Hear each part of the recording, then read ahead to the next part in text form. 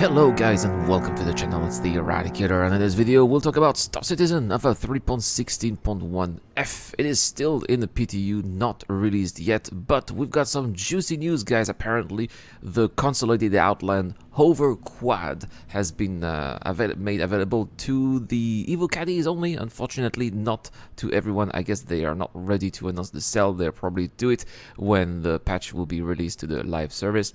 And well, it's what we know, right? It is a HoverQuad that they've done with the new improvements of hover mechanics. So that it's just this small vehicle that's probably going to be a competitor to the Dragonfly, something that we already know. Speaking of the Dragonfly, it's going to be a little bit smaller than the Dragonfly, people are saying. So that's going to be interesting to see if maybe it is going to be fitting, say for example, in Adventure Titan. That would be great.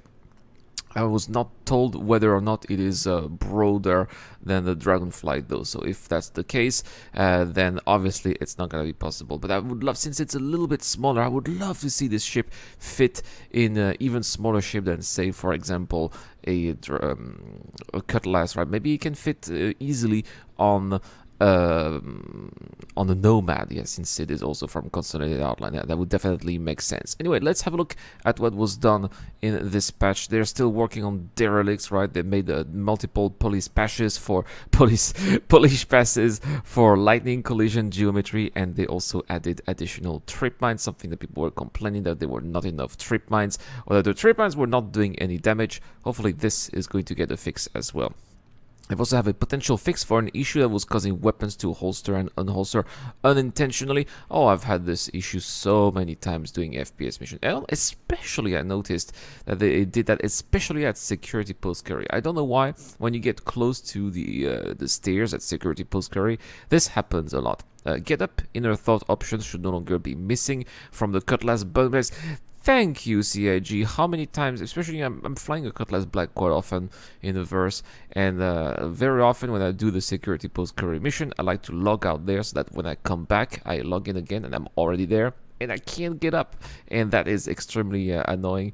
The workaround is that sometimes when I log out at security post carry, I just wake up at Port Olisar, because that was the last station that I went to, but that's still very weird. After dying, the player's corpse should no longer fail to spawn, causing permanent loss of the last slot. Thank you, CIG. Another major problem. Sometimes after dying, the player corpse was actually spawning at the standard star, which of course is impossible to go to, right? So I'm glad that this bug has been fixed, and it's going to make people save a lot of money, especially if their loadout was expensive. Item interactions should no longer overlap other items, which made it difficult or near impossible to interact with certain item property, and they fixed the missing central MFDs and annunciators for the Aegis Eclipse.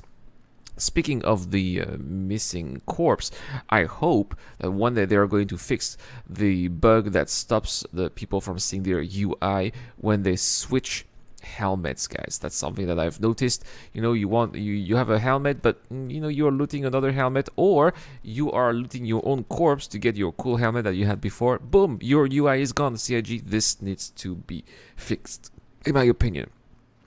What about the bugs? Well, they're pretty much the same. Unfortunately, no big changes here. It's still possible for some servers to stop updating mission offerings. Attempting to log back into a ship may result in a long loading screen. Players will experience positional desync with another.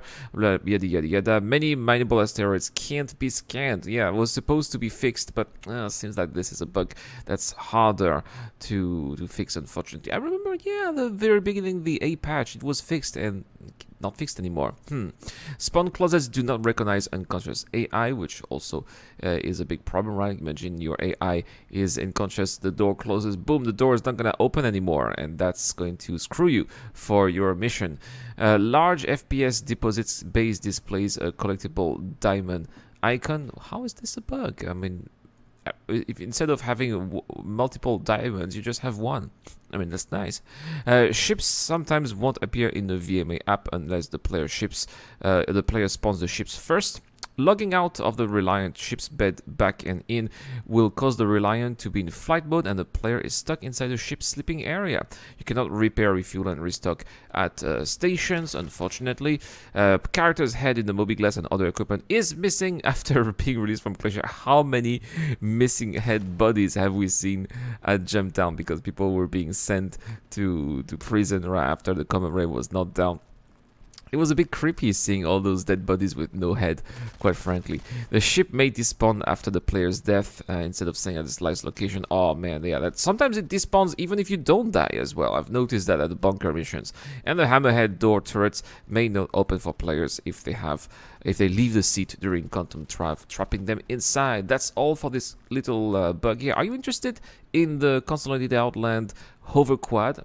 Personally, I like these kind of little vehicles, the Dragonfly, the HoverQuad. I'll definitely pick one, and I will be using it for hopefully bunker missions, and the turrets are not going to destroy me, because I remember in previous patches I was trying to use hover bikes, and every time the turrets were shredding me because maybe I was a little bit too high in the air, and hopefully this time it's going to keep me down to the ground and safe from those turrets. I guess we'll see as soon as I have my hands on one of those. I need to ask an evocati to spawn one of those, and I'll be doing a little test for you guys. Anyway, that's all for this video. Thank you so much for watching. Have a wonderful day. I forgot the giveaway question, guys. Of course, this one will give a giveaway. I'm giving away an Ares and also a raft with LTI. Well, please tell me, what do you guys think of the quad? Is this the kind of vehicle that you will be having in your roster? Let me know in the comment section down below.